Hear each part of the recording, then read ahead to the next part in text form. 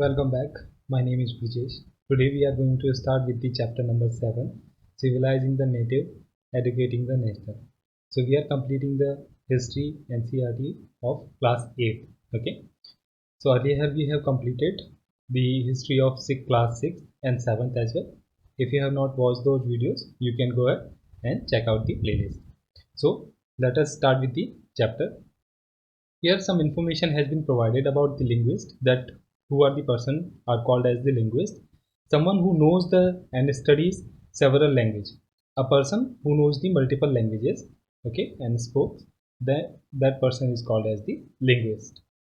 So in this particular chapter we will be understanding that why the Britishers were also keen to understand the Indian culture and how they were taking the understanding by taking the education about the Indian culture and different sastras and Vedas. So let's dive into this particular chapter, how the British saw education. So the traditional of the Orientalism. So there was a very, we can say that there was a debate between the Orientalists and the Angelists. So there were two groups which had the fight or had a discussion among them that what type of education should be provided to Indians. Okay, so it is providing more or less information about that, the tradition of Orientalism. So in 1783, William Jones arrived in Calcutta, was appointed as a junior judge at the Supreme Court. So remember this particular important information which has been provided, that in 1783, here what I am talking, 1783, William Jones arrives in Kolkata as a junior judge at the Supreme Court. Okay. John was a linguist, so it has provided the information that he was a linguist. So we have already understood that who is a linguist. Okay. So at Calcutta, what was happening? That Pandit who taught him the sublets of the Sanskrit language and the grammar. So he was learning all these things related to Sanskrit language and the grammar, to how to understand the Shastras and Vedas, which he had already understood, so that he can develop the better understanding for. And what was the purpose of getting all these knowledge or the information? The basic purpose of the Britishers to understand the all these Vedas and Shastras was to that how they can govern the India with more efficiently by understanding the root of the Indians. Okay, so this was the basic purpose. So soon he was studying ancient texts on the law, philosophy, religion, politics, morality, arithmetic, medicine, and other sciences. So all those books and the texts which were important in terms of Indian culture, he was reading. Okay, so that they can have a good understanding about it. So Englishmen like Henry Thomas Colebrook and the Nathaniel Hallhead, okay, Nathaniel Hallhead were also busy discovering the ancient Indian heritage, mastering Indian language, and translating Sanskrit and Persian work in English. Together with them, Jones set up Asiatic Society of Bengal and started journal called Asiatic Researches. So few important information has been provided in this particular paragraph. So there were two other people, okay, Thomas Colebrook and the Nathaniel Hallhead. Okay, so they were also indulged, or they were also trying to discover the ancient Indian heritage. Okay, and they were also mastering the Indian language, and they were translating the Sanskrit and Persian work in English. So together, all these three, Thomas Colebrook, Nathaniel Hallhead, and William Jones, what they were doing, all these three were working together, okay, and they set up Asiatic Society of Bengal and also a journal called as the Asiatic Researches. So remember, this information becomes important because sometimes straightforward questions can be asked from these important information, fact-based information. Okay, so remember these three names. Move ahead. Only those texts could reveal and the idea and the laws of the Hindu and Muslim study of these texts could form the basic of the future development in India. So what was the purpose, which we were already understanding, that the sole purpose was that how they can govern the Indian subcontinent, Okay, they were preparing the base. Okay, so this was the basic purpose, and they were also having some sort of respect for the Indian culture. Hence, they were putting their work and they were making the efforts. Okay. So not only Hindu texts but also the Muslim texts were also getting. We can say that they were also getting read by them, and they were also translating the Muslim text as well. Okay.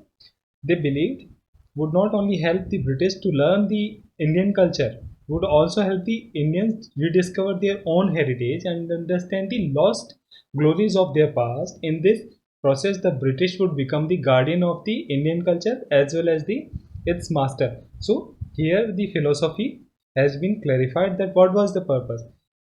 By doing so, okay, in this entire process, by doing this type of things, they would become the guardians of the Indian culture. So ultimately they would wanted to prove themselves as the guardian of the Indian culture, like, okay, and they would also become the master of the Indian culture. So they basically took the base that they are going to rediscover, which will provide the Indians a sort of sort of prestige. Okay, the heritage which they had, and now which were getting discovered by these Britishers, and these are going to present in front of the people whom they are ruling. So they would thank them that thank you for researching on us and providing us with the information about our culture. So this was the sort of plan. Okay, so only then they believed that it could be the British hope to win a place in the hearts of the natives. Only then could the alien rule expect to respected by their subjects. So here the author has addressed as the subject as the Indian people who were getting ruled by these Britishers. So what they were believing that only by doing these type of thing, where they are converting the text into the English, and they were also researching on the all these texts and providing the information about the not only about the Indian culture, the Hindu culture and the Muslim culture. What would happen ultimately? They wanted to win the heart of the natives. So the people whom they are governing could respect them. Okay, so this was the basic purpose. So at the right hand side or at the left hand side, an information has been provided as the what is the madrasa. Madrasa in Arabic word of a place of learning, any type of school or college. Okay, so a madrasa was set up in Calcutta in 1781 to promote the study of Arabic, Persian and Islamic law. Hindu college was also established in Banaras 1791. So two dates become really important. One is 1781 and another one is 1791. So in 1781, what was happening? That a madrasa was set up where? In Calcutta. Okay, to study the Arabic, Persian, and Islamic laws. And a Hindu college was also established in 1791, okay, in Banaras, to study the ancient Sanskrit texts that would be useful for the administration of the country. Remember this, okay? So, two dates 1781, 1791. 1781 belongs to Madrasa in Calcutta. 1791 belongs to the Hindi college, which was set up in Banaras, okay, to read the ancient Sanskrit text. Here an image has been shown. So at the right hand side, some text has also been provided. So first let us read the text. This image represents how Orientalists thought of British power in India. You will notice that the majestic figure of Hastings. So this particular person is Hastings, an enthusiastic supporter of the Orientalist. Okay, so here a Pandit has been depicted and Munshi has been depicted. So Orientalists needed Indian scholar to teach them vernacular language, tell them about the local customs and laws, help them translate the interpret ancient texts. Okay, so what Orientalists wanted to do, they needed Indian scholars to teach them vernacular language and tell them about the local custom and laws to help them translate the interpret the ancient text. Hence, Hastings took the initiative to set up the Calcutta Madrasa. So, who set up the Calcutta Madrasa? It was Hastings. Remember this. Okay. So, here few important terminology has been provided, such as the Orientalist, Munshi, and vernacular. So what are the meaning of all these words? So first, let us understand about the Orientalist. Those with a scholarly knowledge of language and culture of Asia are called as the Orientalist. Munshi, a person who can read, write, and teach Persian, is called as the Munshi.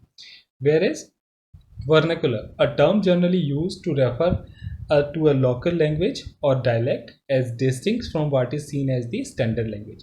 So vernacular, something which is local language, okay, or local dialect, is called as the vernacular. So grave or error of the East. So we are going to read more about this particular paragraph.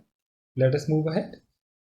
So what was happening, that James Mill was one of those who attacked the Orientalists. So of course, why they were attacking? The British efforts, he declared, should not be to teach what the native wanted or what they respected in order to please them, win a place in their heart, but what he was stating, that the aim of the education ought to be teach what useful and practical. So it was his focus was that to teach something which is useful and practical. So Indians should be made familiar with the scientific and technical advancement that West had, rather than with the poetry and the sacred literature of the Orient. So rather than teaching them with the sacred literature or the Orient, the Indian should be provided with the information which is useful, practical, and scientific. Okay, so this particular thought was given by the James Mill, and he was completely opposed to the Orientalist thought. Remember this. Okay, so by 1830, the attack on the Orientalist became sharper. One of the most outspoken and influential of such critics of the time was Thomas Babington Macaulay. Remember this name? 1830. This person, Thomas Babington Macaulay. Okay.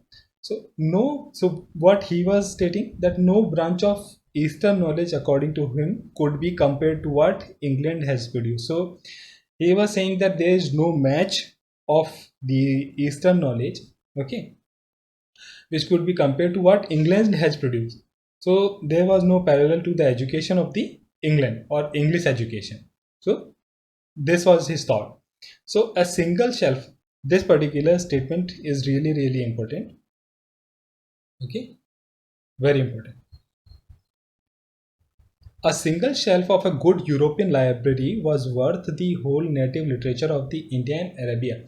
So in a way, he was insulting the Indian culture, Indian knowledge, Indian text and literature. Why?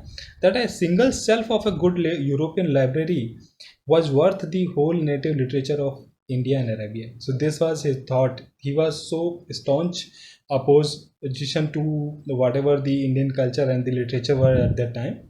Okay. So with a great energy and passion, Macaulay emphasized that the need to teach the English language. He felt that knowledge of English would allow Indians to read some of the finest literature of the world that has produced.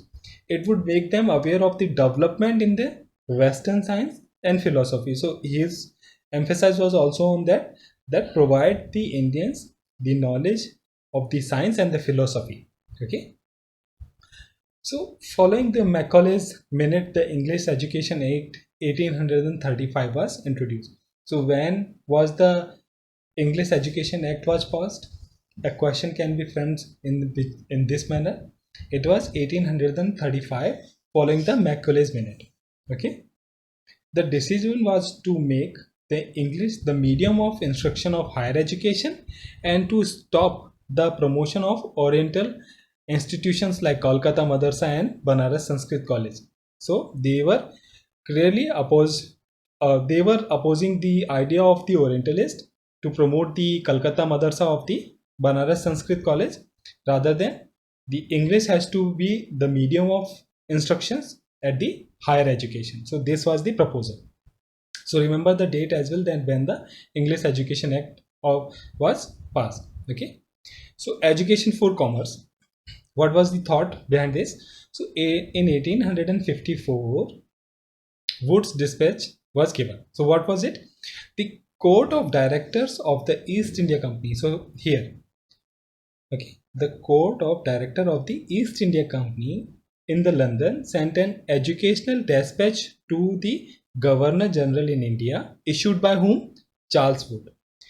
Who was the Charles Wood? Charles Wood was the president of the board of control of the company. So Charles Wood was the president of the board of the control of the company. It has come to be known as the Wood's Dispatch. Okay. So what it was emphasizing? It emphasized once again that the practical benefit of the system of European learning as opposed to the Oriental knowledge. So it also emphasized once again on the European learning. So why they were doing these type of things? Because ultimate purpose of these Englishmen was that once the people or the subject to whom they are ruling would be able to understand the English literature and the philosophy, they would develop a test and they would start appreciating the material which has been provided from the West, okay, or from the coming from the Europe. So they were also manufacturing different type of things. Earlier we were self-sufficient. So this type of thought you will have to develop, that how you can think in a different manner, where what they had a plan that by using the English as a language of education, they were not only changing the education, but they were also changing the lifestyle of Indians. They were controlling the lifestyle of the Indians. How? Once these Indians would be addictive to the knowledge and the taste of the British goods, they would be become the biggest market for them, and all those final product which has been produced in the Britain, they can easily get consumed in India. So this was the thought. Along with the education, they wanted to change the entire structure, that how the Indian consume the good. Okay, so they were creating this sort of gulf where earlier we were self-sufficient, now we would be dependent, because we would start appreciating the English culture and we would develop the English taste. So this was the plan. So one of the practical use of the dispatch pointed was economic. Introducing them to European way of life would change their taste and desire and create a demand for British good, for Indians would begin to appreciate and to buy things that were produced in Europe. So which we have understood already. Wood's dispatch also argued that European learning would improve the moral character of Indians and make the truthful and honest, thus supply the company with the civil servant who could be trusted and dependent upon. So what they were arguing, that because of we are reading the Indian culture and the Indian text, so they thought the Indians are not honest and the moral characters are not good. Hence, by providing the English education, their moral characters would be boosted, okay, and they would become more honest, so that ultimately company would be benefited. How? Hence, the people of the Indian subcontinent would going to apply for the civil services, and hence they would be able to get the civil servant who are more loyal to the British or the English. So remember this. So this was the part of the plan. Following the 1854, the dispatch, several measures were introduced by the British.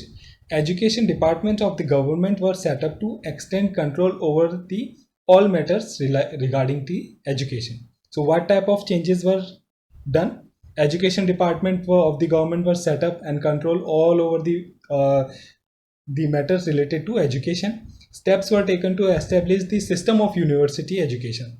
So important information, that from where the university education system got developed, because of the Wood's dispatch. Okay, universities were being established in Calcutta, Madras and Bombay. So remember this.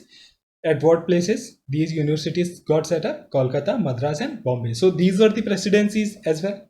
Okay, so attempts to bring the changes within the system of school education. So this was the whole purpose. Okay,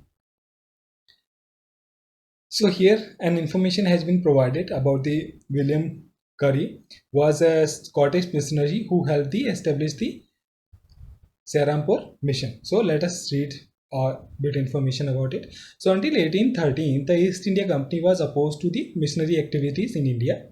Unable to establish an institution within the British controlled territories, the missionaries set up a mission at Serampore in area under the control of the Danish East India Company. So these missionaries set up in the Danish East India Company's territory, not in the British territories. Okay, so a printing press was also set up in 1800. A college was established in 1818. So remember this: printing press 1800, a college in 1818. So after 1857, however, the British government, India was reluctant to directly support the missionary education. Okay. So what happened to the local schools when the Woods Dispatch and the other type of efforts were getting made? So what happened to the local education, local schools? So there was a person, the report of the William Adam in 1830. William Adam, the Scottish missionary, asked by the company to report on the progress of the education in the vernacular schools. There were over 1 lakh Patsalas in the Bengal and Bihar. Okay, there were no fixed fee, no printed books, no separate school building, no no benches, no chairs, no blackboards, no system of separate class, no roll numbers. Okay, no annual examination and no regular timetable. Because what was happening? Because most of the people were the peasants and they had to go to the work in the farms as well. So the kids who were coming for the to get the education from the gurus, they sometimes used to go to the farms as well to support their families. Hence, these kind of thing could not be applicable. Okay, so there was no standard structure. Fee dependent on the income of the parent. The rich had to pay more and the poor than the poor. Okay, teaching was oral and guru decided what to teach. Okay, so Adam discovered that this flexibility system was suited to the local needs. So as per the information, that this type of flexibility suited the local needs. Okay, the Pathsala started once again when the crops had been cut and stored. This meant that even children of peasant families could study. So these type of arrangement was made in the previous time before the standard structure was applied. Okay. Now new routine and new rules. What type of changes will occur? After 1854, the company decided to improve the system of vernacular education. So what happened in 1854? We have already seen how the Woods Dispatch was given and hence the complete education structure would be changed. It appointed a number of the governor pundits, each in charge of looking after 4 to 5 schools. Each guru was asked to submit periodic report and take classes according to regular timetable. So the complete structure would be changed. Teaching was now to be based on textbooks and learning was to be tested through a system of annual examination. So here the annual examination theory got evolved. So students were asked to pay regular fee, attend regular classes, sit on fixed seat and obey the new rules of discipline. Pathsala which accepted the new rules were supported through the government grants, and of course the Pathsalas who did not accept this, they were not supported by the government. Okay. So agenda for national education, what was the agenda? The Indian education has enslaved us. So we understand the agenda, we have already understood the agenda, that the clear-cut purpose was that to develop the taste of education which could produce the people who could appreciate the English education, English way of living. Okay, so ultimately they can convert the India a more like a place where the English goods can be consumed in. Okay, and they can they can get all the necessary support from the people who are getting educated in the English way. Remember this. So English education has enslaved us. Who's saying? Why is saying? So this was the particular statement made by Mahatma Gandhi. Mahatma Gandhi argued that colonial education created a sense of inferiority in the minds of Indians. It made them see Western civilization as superior and destroyed the pride they had in their own culture. Remember this. Mahatma Gandhi wanted an education that could help Indians to recover their sense of dignity and self-respect. During the national movement, he urged students to leave educational institutions in order to show the British that Indians were no longer willing to be enslaved. Okay, so this was the strong speech given by the Mahatma Gandhi. So he was completely opposed to the English education. What he really wanted to do, he wanted to establish a mode of education which could provide the more practical knowledge in terms of Indian education, okay, and self-sustained economy and the education as well. So he argued that the education ought to develop person's mind and soul. So this was the philosophy of Mahatma Gandhi, that a person should not be educated, he should be educated, his mind should be have the wisdom, and his soul should be pure because of the education. This was the philosophy. So again, once again, a complete speech has been provided here. Okay, though we have already understood the basic philosophy of Mahatma Gandhi, so let us move ahead. As nationalist sentiments spread, other thinkers also began thinking of a system of national education which would be radically different from that set up by the British. So all other people who were indulged in the national movements also started thinking that the way of the education which has been introduced by the Britishers is not good for the Indians. Okay, and so there should be a new way of educating the Indian people. Okay, so Tagore's are abode of peace. And what was the thought of Rabindranath Tagore? Rabindranath Tagore started the institution in 1901. Okay, so teachers, so what was the sole purpose and why he started and what type of environment he wanted? Teachers had to be imaginative, understand the child, and help the child to develop her curiosity.